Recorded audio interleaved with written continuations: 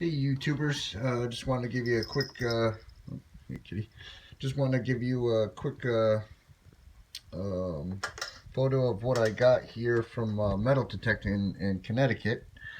Got a fork, a door handle. This is off the beach. I don't know what this big old chunk of metal is. Thought it was some kind of statue. It's got copper wire going through it, so I don't know what that is. Pair of glasses, look very old. AX on the handle, I don't know. Looks like an old spinner, fidget spinner. Don't know what these are. Chunks of some kind of metal. I don't know what it is. Light.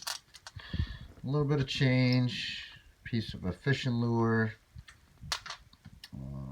Bottle tab, rusty nails. Pieces of like matchbox cars and trucks. Motorcycle handle. A key. Some piece of copper or something. And that's about it. Nothing too terrific.